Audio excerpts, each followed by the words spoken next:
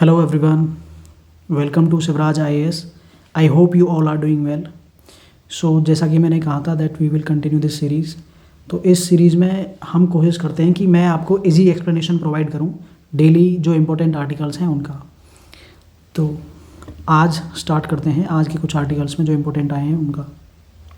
सबसे पहला है the US is immigration blocks as a self defeating path. ठीक है, तो इसमें जो H1B वीज़ा को लेके जो इशू चल रहा है ना उसके उसके बारे में बात हुई है। देखो अक्सर मतलब ये लगता है हमें कि जो है H1B वीज़ा रेस्ट्रिक्शंस है ना इससे ज़्यादा जॉब्स अमेरिकन वर्कर्स को मिलेंगी, लेकिन रिसर्च कुछ और उल्टा ही कहती है इसके बारे में। स्टडीज़ दिखाती हैं कि जब यूएस स्किल्ड इमिग्रेशन जो है ना, जब यूएस स्किल्ड इमिग्रेशन को रेस्ट्रिक्ट करता है तो अमेरिकन कंपनी ज़्यादा लोकल वर्कर्स हायर नहीं करती, बल्कि अपनी हायरिंग इंडिया और चाइना जैसी कंट्रीज़ में शिफ्ट कर देती हैं। फॉर एग्जांपल अगर 10 H1B वीज़ा जॉब्स जो हैं वो कम हो जाएं तो US multinational company 6 jobs overseas shift कर देती हैं और इनोवेशन भी स्लो हो जाता है। 5% कम स्किल्ड इमिग्रेशन वर्कर्स होने से यूएस में टेक्नोलॉजिकल एडवांसमेंट्स 10 to 20% तक गिर सकती हैं। एक और मिसकंसेप्शन है कि जो H1B वीज़ा वर्कर्स हैं लो वेजेस पर काम करते हैं। रियलिटी ये है कि 2003 से 2021 तक H1B वर्कर्स के वेजेस 52% बढ़े हैं, जबकि यूएस नेटिव वर्कर्स के सिर्फ 39%। मतलब स्किल्ड इमिग्रेंट्स वेजेस को गिराते नहीं बल्कि इंडस्ट्री की ओवरऑल सैलरी ग्रोथ बढ़ाते हैं। ठीक है ना, तो ये एक इशू है।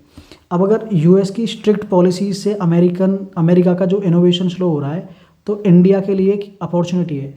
70% इंडियन स्टेम ग्रेजुएट्स जो है ना वो अब्रॉड जाते हैं, पर अब ब्रेन सर्कुलेशन का ट्रेंड दिख रहा है।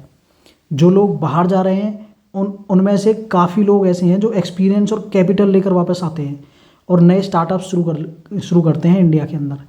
तो कंक्लूजन सिंपल सा ये है इसमें कि इमिग्रेशन एक जीरो सम गेम नहीं है। अगर कंट्री स्मार्ट माइग्रेशन पॉलिसीज़ बनाए ना जो टैलेंट एक्सचेंज और स्किल डेवलपमेंट प्रमोट करें तो सबको ही फ़ायदा होगा, चाहे वो यूएस हो या फिर इंडिया हो। So this was all in this article. Now we will move on to the impact of classifying denotified tribes.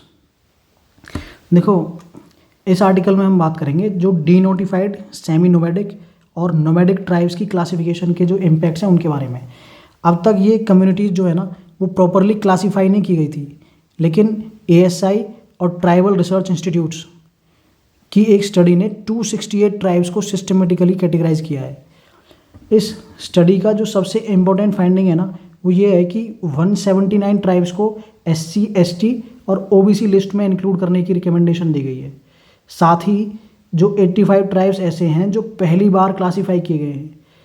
कई ट्राइब्स इसमें से अनट्रेसेबल हो चुकी हैं क्योंकि या तो उन्होंने अपना नाम बदल लिया है या फिर माइग्रेट कर चुकी हैं। तो ये स्टडी ज़रूरी क्यों थी? देखो पहले क्रिमिनल ट्राइब्स एक्ट था 1871, इन कम्युनिटीज़ को क्रिमिनल डिक्लेयर किया था इस एक्ट के तहत, जिसे फिर 1949 में रिपील किया गया। अब बाद में मंडल कमीशन 1980 और एदाते कमीशन 2017 जैसे एफर्ट्स आए, लेकिन प्रॉपर क्लासिफिकेशन कभी नहीं हो पाया। इस वजह से इन ट्राइब्स को वेलफेयर बेनिफिट्स और रिजर्वेशंस नहीं मिल पा रहे थे। अब इसका इम्पैक्ट क्या होगा? जो सोशल और पॉलिटिकल डिबेट है ना, स्टेट जैसे कि यूपी, हरियाणा, MP और गुजरात में मतलब एक्टिविस्ट डिमांड कर रहे हैं कि इन ट्राइब्स को SC ST या OBC में इंक्लूड किया जाए। पॉलिसी और रिजर्वेशंस के लेवल पे अब दो व्यूज सामने आ रहे हैं। एक तरफ लोग कह रहे हैं कि एग्जिस्टिंग कैटेगरीज में इंक्लूड करना चाहिए और दूसरी तरफ लोग एक नया रिजर्वेशन कैटेगरी बनाने की मांग कर रहे हैं। तो इसमें चैलेंजेस क्या हैं? अब कुछ कम्युनिटीज़ देखो गलत क्लासीफाई हो सकती हैं और अभी भी पूरी लिस्ट अवेलेबल नहीं है जो पॉलिसी मेकिंग को मुश्किल बना सकती है। तो आगे इसमें क्या होने के चांसेस हैं? अब ये matter special committee headed by NITI Aayog के हाथ में है।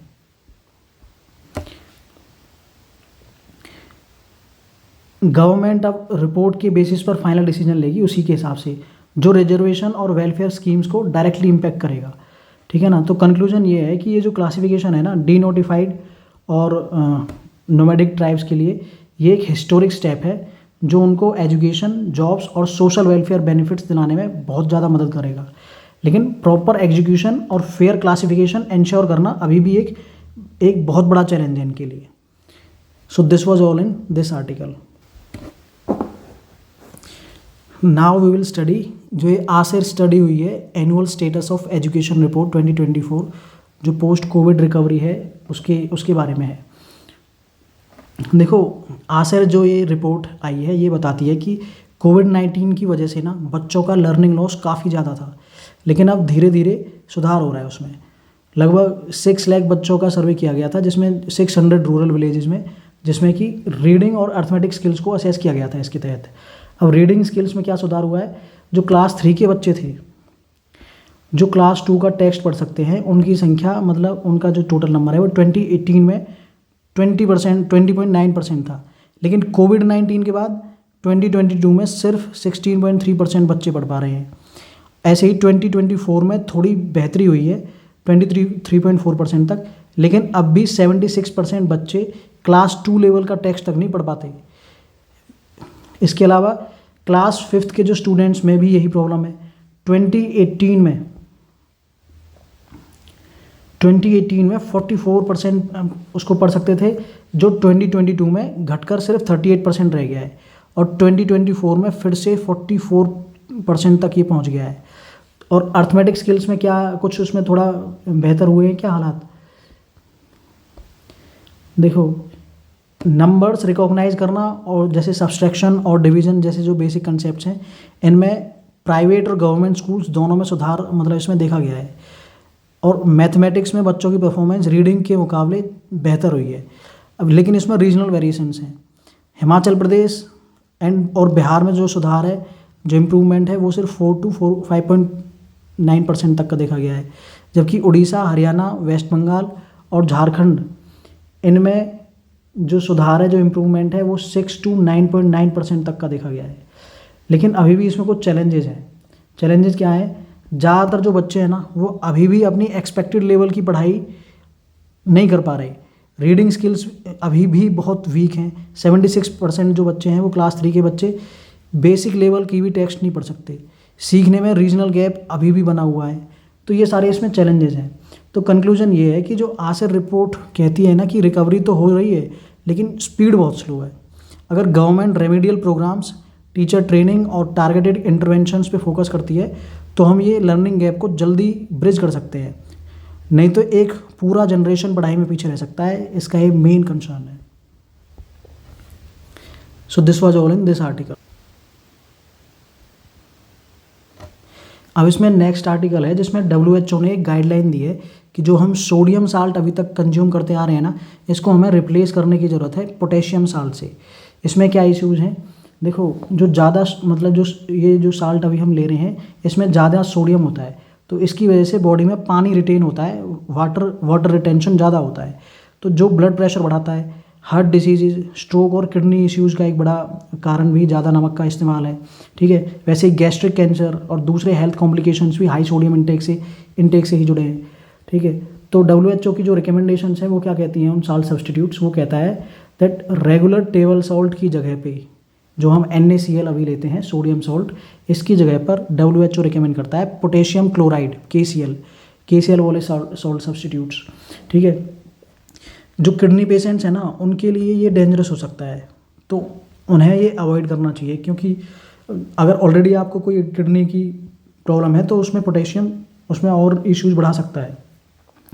ये सिर्फ इंडिविजुअल अवेयरनेस नहीं, बल्कि पॉपुलेशन लेवल पे, मतलब पॉपुलेशन लेवल पॉलिसी चेंज का हिस्सा होना चाहिए, जिससे लो सोडियम साल्ट जो है वो अफोर्डेबल और एक्सेसिबल हो सके। ठीक है, तो health impact of salt substitutes क्या होंगे? जो सोडियम कम होने से ब्लड प्रेशर कंट्रोल होता है, जो हार्ट और स्ट्रोक के रिस्क को कम करता है। वैसे ही हर साल दुनिया भर में लगभग 8 मिलियन लोग अनहेल्दी डाइट की वजह से मरते हैं, जिसमें से 1.9 मिलियन जो डेथ्स हो रही हैं उसमें हाई सोडियम इंटेक एक वजह होता है।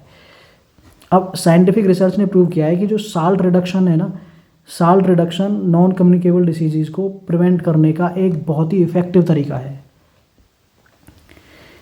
इसमें चैलेंजेस क्या है, सभी लोग जो पोटेशियम वाले साल्ट्स नहीं ले सकते, स्पेशली जिन्हें किडनी प्रॉब्लम्स हैं, उनको लेकर एक चैलेंज है, ठीक है। अगर किडनी प्रॉब्लम्स हैं तो फिर वो ये पोटेशियम वाला साल्ट कंज्यूम नहीं कर सकते हैं, ठीक है। दूसरा है जो WHO ने कहा है कि जो रेगुलर साल्ट मार्केट में अवेलेबल जो ये है ना, जो रेगुलर साल्ट मतलब जो ये सोडियम वाला साल्ट है, ये अवेलेबल रहेगा, क्योंकि अगर किडनी पेशेंट्स उसको कंज्यूम नहीं कर सकते तो एटलीस्ट वो सोडियम वाला तो ले सकते हैं, ठीक है ना। तो ये इसके एक अल्टरनेटिव के रूप में मौजूद रहना चाहिए। तो कंक्लूजन ये है कि WHO का कहना है कि हमें ज़्यादा सोडियम वाले नमक को कम करना चाहिए, ताकि जो ये हार्ट डिसीज, स्ट्रोक और किडनी प्रॉब्लम्स हो रही है ना, इनको रोका जा सके। ये सिर्फ अवेयरनेस का मुद्दा नहीं है, बल्कि एक पॉलिसी चेंज का हिस्सा है जो हर किसी की सेहत के लिए ज़रूरी है। So this was all in this article as well. That's all for today. Like and subscribe channel. देखो आज सिर्फ 11 मिनट के अंदर पूरे आर्टिकल्स हमने डिस्कस कर लिए हैं, और जितने भी इंपॉर्टेंट है ना, which are most relevant for the mains, मैं सिर्फ वही आर्टिकल्स इंक्लूड करता हूँ। बाकी की चीज़ों में टाइम वेस्ट करने की ज़रूरत नहीं है, ठीक है। बाकी चीज़ें मैं मंथली लाऊंगा, पीटी प्रीलिम्स के लिए अलग से बूस्टर, ठीक है, उसमें क्या रिलेवेंट है वो इंक्लूड करेंगे। इसमें आपको जो एक डेली आपका एक हेल्प करता है ना, मतलब ओपिनियन बनाने में जो चीज़ें, ठीक है, मैं उन आर्टिकल्स को इसमें इंक्लूड करता हूँ। तो लाइक करें और सब्सक्राइब करें और शेयर करिए लोगों के साथ।